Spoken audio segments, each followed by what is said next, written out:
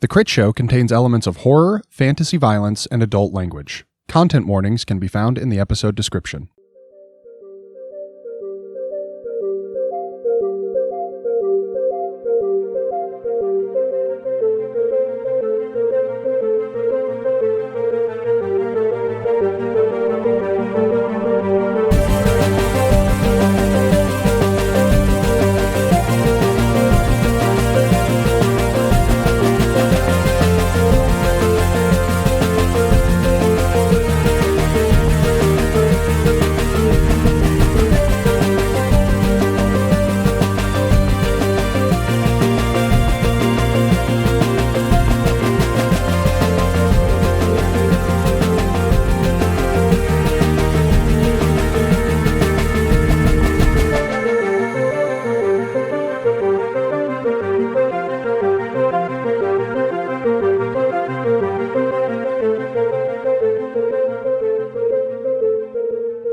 Hello, everybody, and welcome back to the Clockwinders.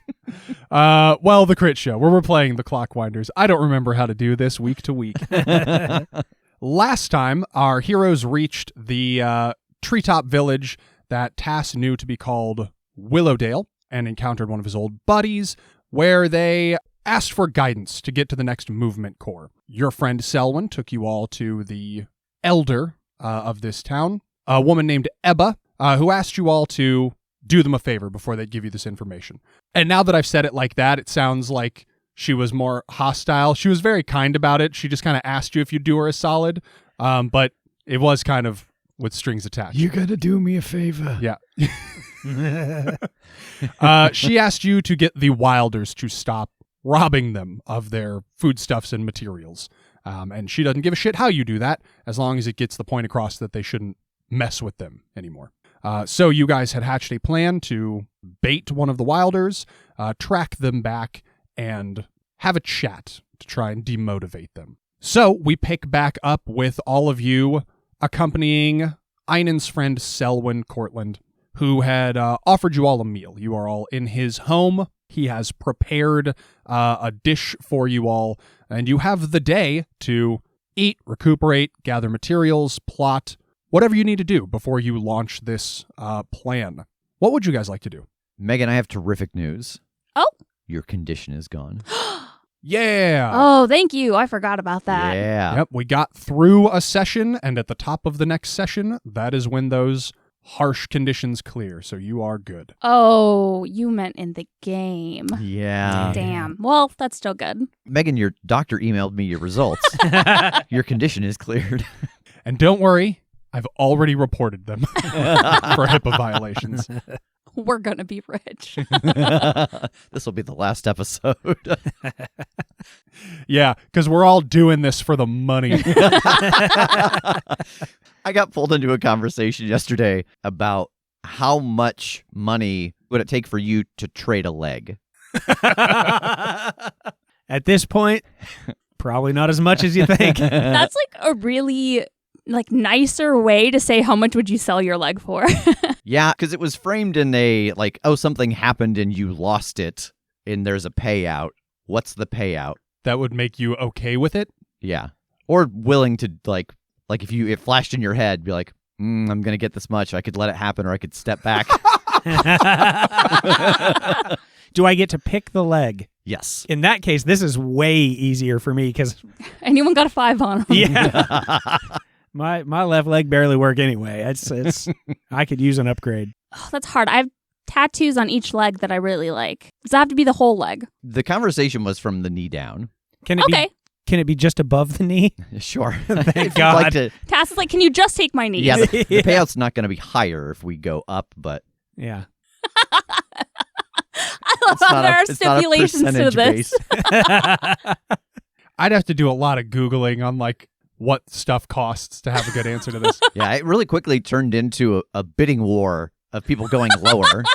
I'd do it 15 million. I'd do it for 14. Yeah, someone got down to 500,000. Oh, God. No, I wouldn't do it for 500,000. Too low. I love kicking too much. So I think Einon's gonna This is the conversation you all are having with Selwyn. That was all in character. Just imagine that. I'm just saying, how much do you really need 2 legs? He's just like has a handful of money that he's just like He's trying to buy your guys' legs. Like Rocket Raccoon. Tell me what Einon's doing. I mean, obviously we want to talk about exactly what we're doing, but the idea that we're going to do this at night, I think I'm shifting towards getting ready to go to sleep. I mean, just getting more rest throughout the day so that we can legitimately be up when we would normally be resting. And so, just be aware, but be pretending not to be, I think has got to be part of the plan. You just got to shift one of your 3-hour sleeps an hour or two one direction. Yeah, I suppose. And I feel like since this world doesn't turn, those kinds of naps are probably easier for most people.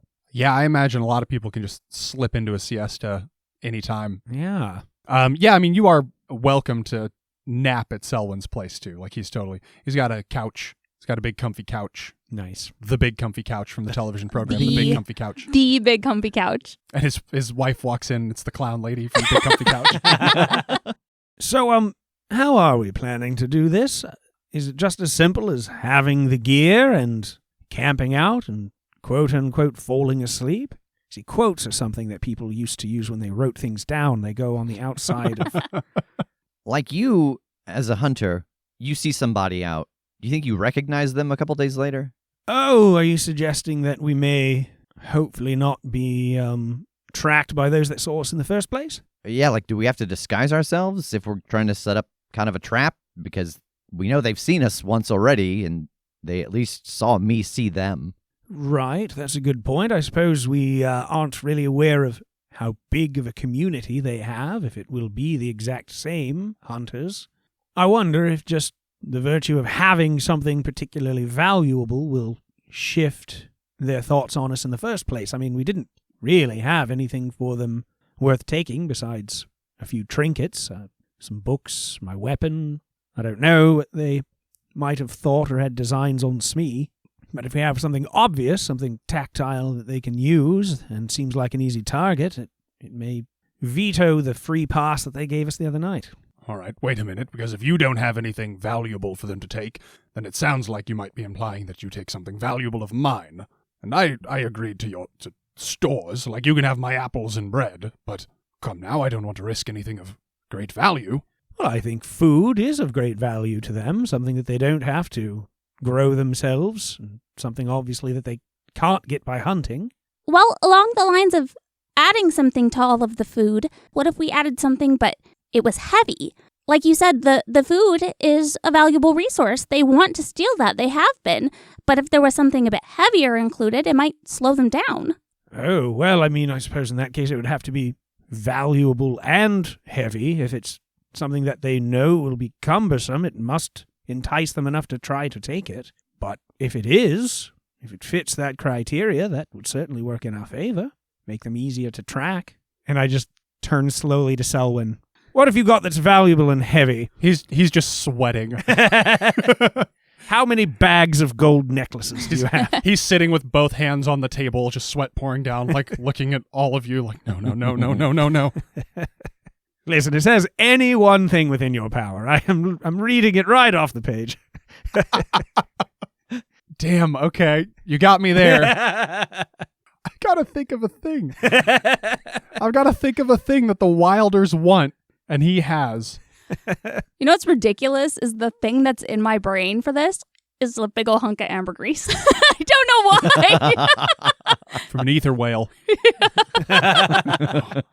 I am kind of leaning in the direction of like a hide, like a creature, a part of a creature, like a prized animal's carapace or something that would be useful for survival and also just like a valuable trinket to have. Okay. You guys got any thoughts? I'm trying to think of stuff that like might be in the swampland.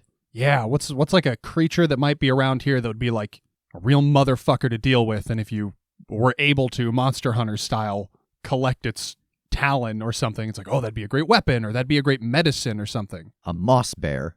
A moss bear. Tell me more about this moss bear. It's a bear, but it's green and it's a predator. Like it lays in wait looks like a hillock. So it makes a ghillie suit, Yeah. Yeah. basically. Hell yeah. Okay. And it's hanging up on the wall behind him. It's his entire carpet. He's been wearing it the whole time. Oh, God.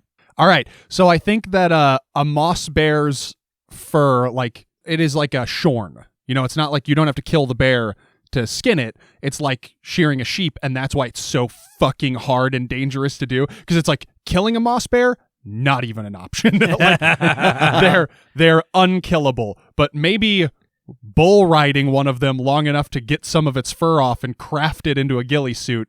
If you're a real badass or you have no value for your life, you might be able to do that. You're trying to mow a moving lawn. But it's just extraordinarily dense. It weighs a metric shitload. I love this. It sounds like a really nice weighted blanket. Yeah, I think it's nice and waterproof. It's like a really good wool. It's like it's still insulating when it gets wet. You know, It's like highly traded to other like areas as like blankets for medical care places and stuff because of like the wet and like keeps off the wet and keeps things warm and it's weighted. Yeah, not just a good hunting aid, but like it's got multi-profession applications. Yeah. I like it. He calls his wife over. He says, "Lunette, darling, would you fetch the moss bear suit, please?" And she Suit? She comes out wearing it. Yeah, she exits the dining room, and you hear some like mechanical thunks and clunks, like of a safe, perhaps. And she comes dragging it back in, like two big steps, and just and slides it across the ground, and two more big steps back, and just dragging it inch by inch. And her big silly clown shoes are not helping. I love the idea that we're just watching, too. We're just sitting there We're just having tapping a our nice foot like, meal. come on. Yeah. You started to mess with your computer as you finished that sentence as if you were going to play a file that was her talking. Like, how the fuck did you guess this was where we were going? I led you here. There's an episode of Big Comfy Couch where she's just like, and here's our moss bear suit. Yeah, she drags this thing over to all of you and lets it kind of thunk to the ground and gives like a joyful wave and then exits the room. And then cartwheels out. Cartwheels out, honks her nose, cartwheels out. He says, "I love you." And yeah, he gestures to it and he says, "I suppose you can add this to the pile. It's awfully hard to come by. Although I can't say I've had too much use for it in the recent past, ever since more or less settling here. Not going out on a hunt, haven't had any need to endure the elements and whatnot." Well, it is very much appreciated. I don't suppose Smee would be amenable to carrying it. Otherwise, we're going to have to drag this thing ourselves. Oh, yeah, we can work together, get it draped over Smee. Marvelous. Okay, so you've got your key honeypot item. Is there anything else you guys want to do? Anything particular you're trying to come up with before enacting this? Not that I can think of. Okay. So you guys pass the rest of the day prepping with Selwyn, getting your little honeypot bundle assembled, and night comes. And again, it's hard for me to say that because nothing has changed. The sun is exactly where it has been, but sleep time comes. What does this look like? I think we're just making like we're ready to travel again and going out an hour or two and hunkering down to camp.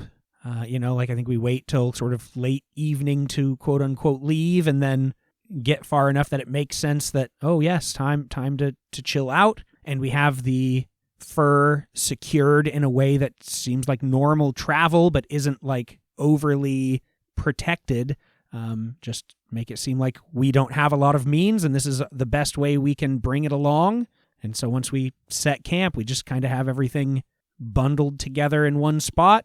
And yeah, I want to try to set it to make it not look obvious, but not be super difficult for them. I think we're like arguing as well as we're like walking out. Oh. Like not constantly, but just kind of like a, Kade, the moss bear hide is dragging in the waters. Like, I know that it's good quality, but if we're going to be able to sell it in town, get it up off the ground. Yeah, and like going back specifically the direction that we came from. Like we came here, we traded, we're headed home. Yeah. Okay. And so you guys are not trying to hide who you are. Like, if they remembered you, that's fine. Yeah. With any of these things that we're doing, like Megan talking about us arguing or, taking the path back home or him setting up the honeypot, are we generating some, I've already forgot what they're called. Advantage? Yeah, are we generating some advantages? Oh, yeah. Is arguing creating an advantage? Yeah, so I think that what we are going to do is create an advantage here. I think that you guys have done a lot of legwork to make that easier on yourselves, though. So coming up with the idea of arguing, the idea of using something heavy, picking the pelt specifically, like we've moved this create an advantage roll lower on the difficulty ladder by having good ideas beforehand. So what I want is for somebody to create an advantage with deceive, and this can be a teamwork. Teamwork in this game can take two different forms, either when everybody's putting the same kind of effort into an action, the example given like using physique together to push over a crumbling wall, or like stacking advantage when the group is setting a single person up to do well, the example being like causing multiple distractions so one person can use stealth to get into a fortress. I think this first part, though, is the former. Like, you are all using deception to sell yourselves as easy targets, to bait this honeypot, to get them to come to you. So, the way this works is anybody who has at least a +1 in deceive can just add a +1 to whoever has the highest skill to start with, and then that person makes the roll. So what's everybody have in deceive? +2. Nothing. Also nothing. Never mind. Okay, so this is all going to ride on Maxine. So Maxine, go ahead and give me a create an advantage with deceive, and from your solid setup, I think you are only trying to beat a +2.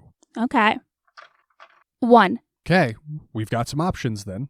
You could spend a fate point if you can invoke anything to add a +2 to that roll and get you to a success. Or you could invoke something and spend a fate point to re-roll whole cloth, although that doesn't seem like the move.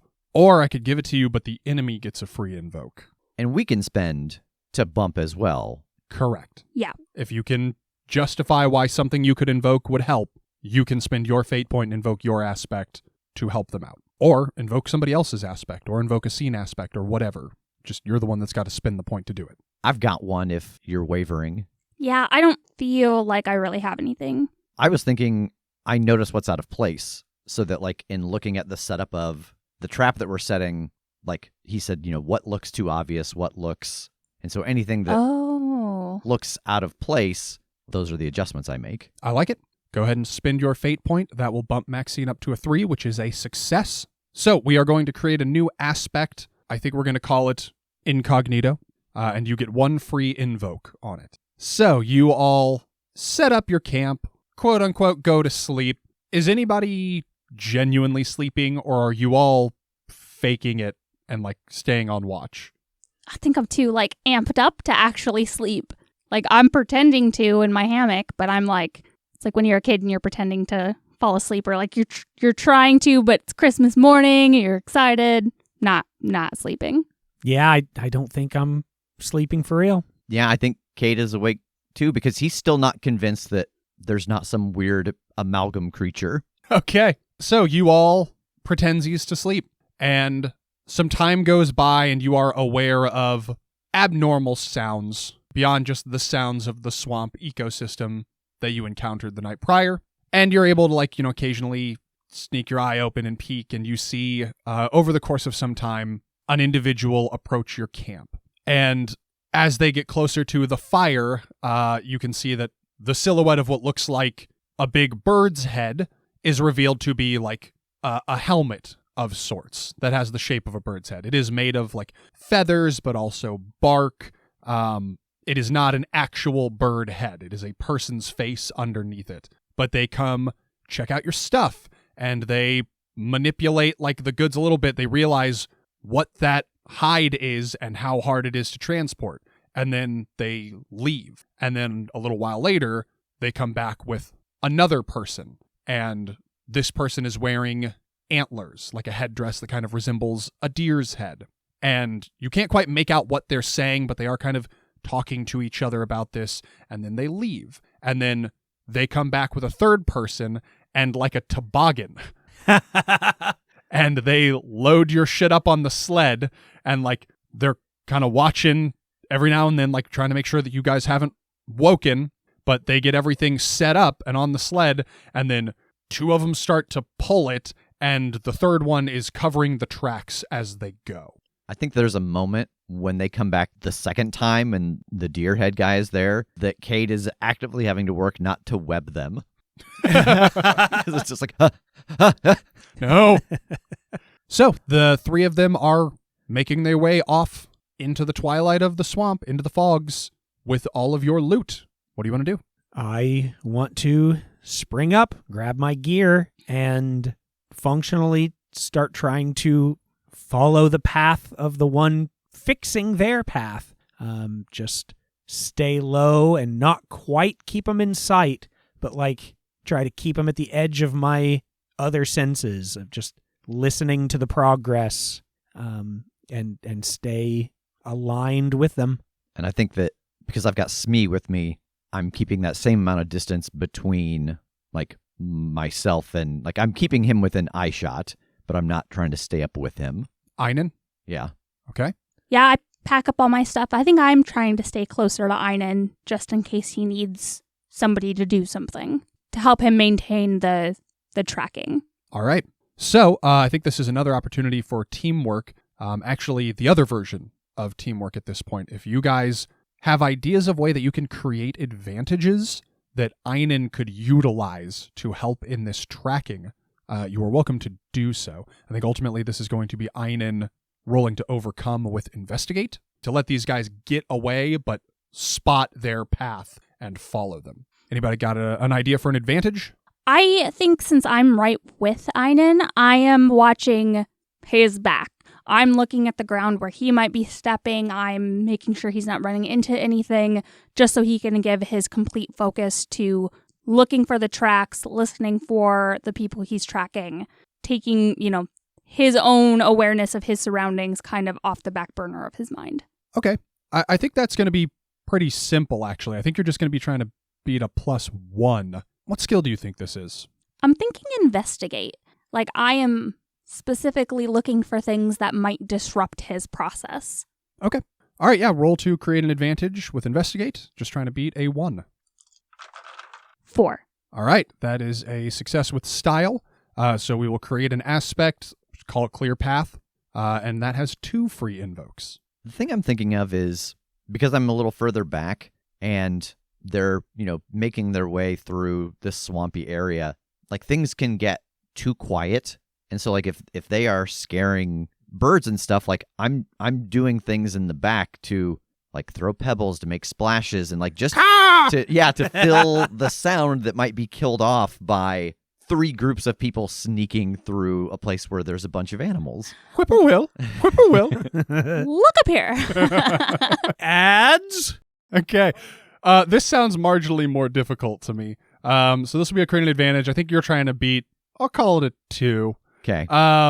What skill do you think you're using for this? I thought stealth, because that's like part of it is... Sort of. It's kind of the opposite of stealth. It's kind of like making the right noise. It seems like deceive to me. Yeah. I feel I could go either way. I could go with a deceive or a stealth. I'll go with stealth because I don't have deceive. Fair enough. 5.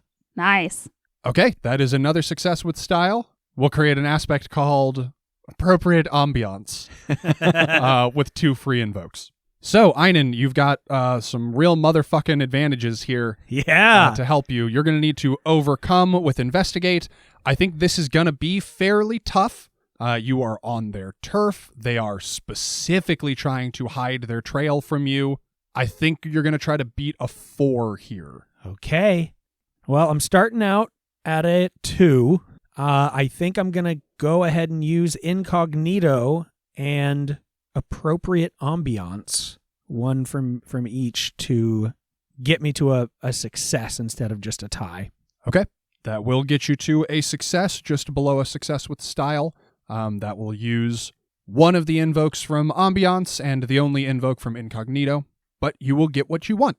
Do you want to use 1 from clear path too to get a success with style? If you get a success with style on an overcome, you do get a boost. Just remember that boosts are supposed to be pretty fleeting, so like it might not still be around by the time you would want to use it. But yeah, I mean, totally up to you. Is boost the one that... You don't have to name it when you create it. Yeah. Clear path would be pretty useful ongoing, though, with this entire situation. Yeah. Yeah, like aspects are not necessarily fleeting like boosts are. Yeah. So an aspect, like now that we've established this to be true, as long as the narrative positioning holds, it remains true. So like incognito, it makes sense to spend. You're going to go talk to these people. You're not going to be incognito anymore. Clear path, though, like you've cleared the path will stay clear if you wanted to use it again later. Like that one's not, that could persist. Ambiance could persist if Kade continued doing bird sounds Yeah. the whole time. I think I'm going to save them just in case. I'm not sure, having that as a potential use definitely, I think, outweighs the possibility of a boost that might slip through our fingers. Okay. You are able to follow this trio. It pretty quickly becomes evident to you that you are not going the direction that you saw them in the night prior.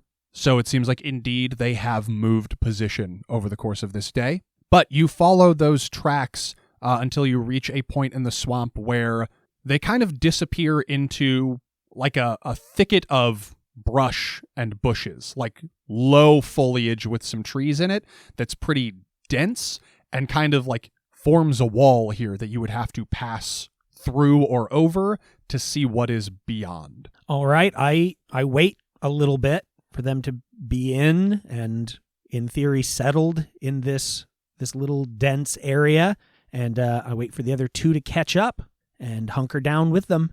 All right, it seems like they're in there, and I don't have a clear idea of exactly how many, but if we're just going to be up front and have this conversation, I think, personally, there's nothing wrong with just yelling out a greeting and seeing if they're amenable to a chat. Yeah, let's go up to this big, scary, spiky wall and just ask them to talk. Right, yes, love that. Mm-hmm. They're not just going to start shooting because we know where their home is. Absolutely that chance, yes. Okay. I'll be the one to at least shout out a greeting first. If they start firing, you all can sneak away, and I'm sure I'll be all right. No, I feel like we should all go together. If some of us are holding back and hiding, they might suspect that we're trying to trick them. That's very good, yes, all right. Do we want to announce ourselves? Absolutely. Take the wrench off my back and start clanging it against me. Okay. Like a war drum. Yeah, a volley of arrows comes sailing up. I do it in a very aggressive pattern. All right, yeah, you start drumming on Smee, and these metallic hollow clangs reverberate out across the swamp. And there is like a momentary stillness as you let them settle. And then all along this wall of brush, all at once, a bunch of figures just kind of burst out of it, like in a line, weapons at the ready. And you find that, they're not like encircling you, like they didn't know precisely where this was coming from. They all just kind of jumped straight out. But there's just like a line of like the Queen's Guard, basically, just along this bush. And, they're all they orient to like where you are. Oh my goodness, that was so organized. Ho there, Wilders! And I've got my hands up. My bow is still on the case on my back and folded up and everything. Greetings. I hope you enjoy the moss bear fur there. How are you? You see one of them elbow the one next to him and go, I told you they were awake. He's right. We were awake. Yeah, you did come 3 times. Yeah. And the other one goes, well, the pelt was heavy, so I didn't think to bring us... what are you doing here? Well, I will say this. I'll give you credit where it's due. Had we actually been asleep, you were very quiet. I don't think you would have woken us had we not deceived you. The gentleman in the bird head, the one who came by first, steps forward, and he does have a bow drawn, and is just kind of pointing it like from one of you to the next. And he says, what are you doing here? Are you here to reclaim your goods? Is that what this is? Not at all. Consider that a gift, a well-earned trek on your part. We are actually here on behalf of Willowdale. He furrows his brow. He seems confused. What are you talking about? A little community, a few hours' walk from here.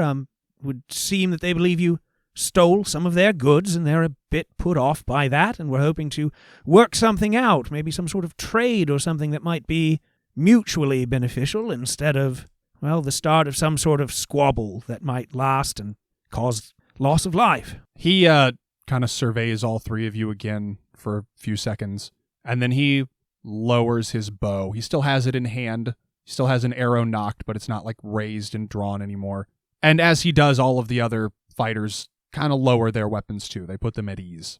Okay. Boy, I got it. This is one of the last things I would have ever expected. People don't usually come find us just to chat. Well, you see, trade can be incredibly beneficial to everybody involved. There are things that may not be as easy for you to gather that Willowdale is able to collect, and well, you have a lot of access to parts of the swamp that may be more difficult for them, so it really just makes sense for everybody.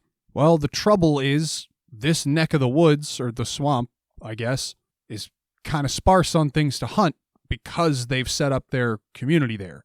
None of the wildlife wants to get anywhere around here. They're scared of a settlement. So whenever we're on this side of the swamp, we can't find shit to hunt and trade. I'm not necessarily opposed to a system of trade, although that's kind of outside my wheelhouse, but we don't particularly have the means. That's why we've got to... He kind of like shrugs. Steal. I guess steal is the word. I would have probably tried to church it up some, but... This is genuine curiosity. Like, if you know hunting's bad here, why do you come back to this side of the swamp? Oh, we're pretty much in a constant rotation. There's something that's got our trail and it won't let up. If we stay too long in any one spot or even within a radius, it's going to get us. I'm like looking over my shoulders and like through all the trees. What do you mean? Something that has your trail, like a beast? Or like a brute? Yes, Oh no. large humanoid thing, antlers, too many limbs, bipedal. No. I think I know what you're talking about. That thing doesn't wander, though. Oh. I look at the both of them, just a quick glance to each side. That's good to note. I bet I imagine where it remains. No, this thing's like I don't know, it's like a ghost or something. A ghost, you say? Kade goes pale. I don't know if it's a ghost exactly, but it's something incorporeal, something to do with the mist. I think Maxine starts laughing. Ghosts are real, right? And I'm like looking around at everyone. I'm like, that's not... I mean, there's stuff that comes through from other worlds. Well, that's just parallel realities. That's other planes. Well, what if death is a plane? A what? What if the afterlife is another plane, and then whatever makes you comes back through the rift? Fascinating. Huh. No. Right? I'm just saying there's magic and fae, and I don't think we can write off the idea of there being something supernatural whole cloth. It's true. We've seen a gentleman transform into a very, very large reptile recently, and, that's not something we could have done before. May we come in? He looks to some of his like lieutenants and gives a little bit of a shrug, and they step back and they kind of part this wall of brush, and he gestures with his head. He says, "Yeah, come on, follow me." Very good, and I'll approach and offer a hand to shake. Einon, Kerning, a pleasure. Oh yeah, I guess we didn't really get y'all's names last night, huh? But yeah, he returns the shake. He says, "My name's Ethan. Nice to make your acquaintance." I do as well. I go up and shake hands. Maxine Hollis, nice to meet you. I'm Kade. This is Smee. He leads you all past this nature wall, and as soon as you are on the other side of it, you see their camp. It seems to be like they selected this spot because it had walls, like they already existed, and they just found a place to hide away in here. But within this ring of brush, there are tents and hammocks. There are various fires burning around the place. It is like a clearing in here.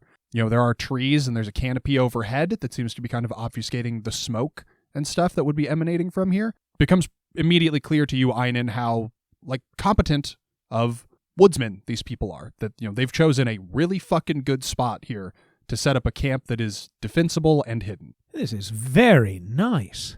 He says, yeah, this is one of our choicest spots. We come back here from time to time.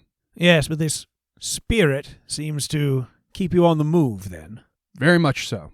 I hate to ask in such a blunt manner, but when the spirit catches up, what then? What happens? He walks you all over to one of these fire pits, and he gestures for you all to sit around it with him. He sits down.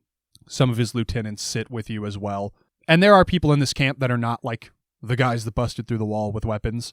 There are clearly like just families and elders and stuff in here who are doing their thing. They all seem kind of confused to see you guys walk into camp, but none of them seem like they're going to question it. But Ethan sits down. I don't know what happens when it catches up. We haven't let it yet. Fair point. So at least so far it hasn't killed anyone, for example? No, but there's this dread just as it gets close. It's hard to explain, but even though we haven't let it get to us yet, I can feel that when it does, something terrible will happen. Does that sound familiar from any of my studies about something that causes an effect like that? Why don't you give me a lore roll? I think this will be an overcome, and let's call it a 3 that you're trying to beat. This is somewhat specialized knowledge, but not like lost. Okay. That's a 6. Nice. Okay, that's a success with style. So you get the information and you get a boost. Again, we don't have to name it right now. From your experience, this sounds like the phenomenon that occurs when lost souls are tainted by ether, which you would commonly know as some form of a wraith. This one sounds a little bit more peculiar than that, though. Like, this isn't a run-of-the-mill wraith, for lack of a better word. It seems like something maybe unique to the location. He said that it has something to do with, like, the fog. So I don't think you know precisely, but yeah, it is like, yeah, this is like somebody's soul. This is like somebody's essence that has failed to pass on and been corrupted by the ether. I get very excited as I make this realization as he's describing what they've experienced. And then I look at Kade and Maxine and I try to quell the excitement a little bit. What? What? You know something. Yeah, your eyebrows are dancing. Well, all right, there is precedent for a soul that has not precisely moved on, that sort of, how one might say, gets stuck in and or manipulated by ether. Precedent? So they're real. Yes, it's happened before. This one sounds, I don't know, specialized in some way. Fog doesn't necessarily always have anything to do with it, so whether that is how it has manifested or there's something that ties it to a mist-like incursion wherever you might be, I don't know. And it traveling, that's interesting in its own right. I find myself at a loss for words. Like, when you find out that the thing that you might find in your nightmares is real, like, are you relieved that it's not just in your head? No, Yeah. not relieved. Oh, God. Not relieved. Oh, rest assured, that puts a face on your fear, something that was... I don't want to be seen by it. Of someone I know, then. Well, yes, possibly. Listen, that's the thing about a face, is that ultimately, one way or another, you can shoot it. I think that's where we'll end it for today. So thank you all for joining us for another episode of The Clockwinders. If you are interested in the game or the setting, you can find that information in the show notes. If you'd like to dip into any of the many, many, many, many hours of additional stuff that we've done, check out our Patreon. We've got video content, audio content, written content. I was going to maybe get salacious, but it's not true, so I won't even broach that subject. There's some art content. Art content. Wink. No, it's pretty... I mean, it's R-rated, but not like in a sexy way. Well, that's kind of up to you. Anyway, we don't know what twisted shit you're into. Yeah, but we don't know what kind of twisted shit the following patrons are into. Thank you so much, D Squared Life, A.K. Zephyr, and Shoopus My Woopus. Thank you again, and join us next time for another episode. Everybody, go ahead and bid them good morrow. Good morrow. Good morrow. Good morrow.